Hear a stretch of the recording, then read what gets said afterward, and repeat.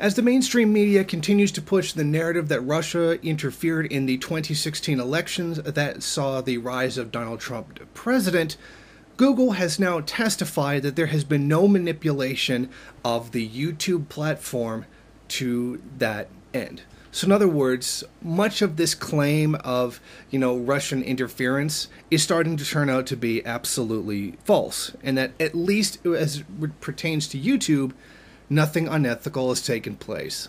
Google identified 2 accounts linked to the Internet Research Agency, a Russian-based NGO accused by some U.S. media reports of being a Russian government troll bot factory. The account spent a total of 4,700 on the Google platforms during the 2016 election cycle on search and display ads, the report said. The ads were not targeted at specific groups based on geography or political preferences.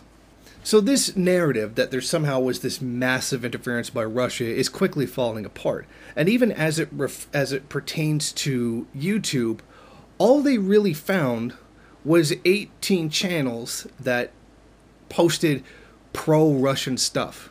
I mean, that's it. Just like 18 channels with no link to the Russian government whatsoever. On YouTube, Google found 18 channels likely associated with the campaign that published videos in English and with content that appeared to be political but not exclusively so.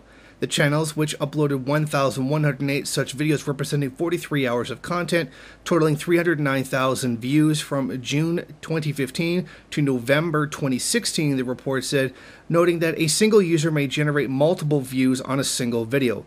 Only 3% of the videos generated more than 5,000 views, Google said. Neither channel was targeted at the U.S. or any particular part of the U.S. public. The company has suspended the channels in question. In other words, they didn't actually find anything. They found a couple of channels of people who were probably pro-Russia and were probably believing in a lot of Clinton conspiracy kind of nonsense. And since they weren't exclusively political channels, that might have been just some guy giving an opinion that Google didn't like, so they shut the channels down. In other words, they didn't actually find any mass production of misinformation coming from Russia, or frankly anyone else for that matter.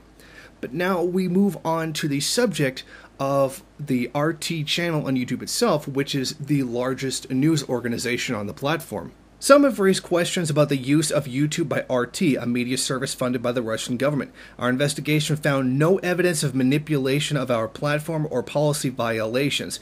RT and other state-sponsored media outlets remain subject to our standard rules. So, as it shows, YouTube was not manipulated by the Russian government or anyone else in order to try to get Donald Trump elected. And this shows a very definite, real witch hunt kind of flavor that's around this whole thing. Now, this comes as Twitter recently announced that they were banning the accounts of RT and other Russian news outlet Sputnik from using the service's advertising mechanism. RT criticized this, saying it was inconsistent with the U.S. company's multi-million-dollar offer of an exclusive ad campaign on Twitter to raise the news outlet's presence during the 2016 election. Now, executives from Google, Facebook, and Twitter are still expected to testify before a U.S. Senate Judiciary Committee on the panel on crime and terrorism on Wednesday, with more hearings scheduled to take place with the Senate and House committees. But as it stands right now, at least on the platform of YouTube, Russia has literally done nothing wrong. Thank you for watching. If you like this program, then please head over to my Patreon page and set up a monthly donation. It's your donations that keep this program running. Also, if you would like, please rate, comment, subscribe, and share in various social media.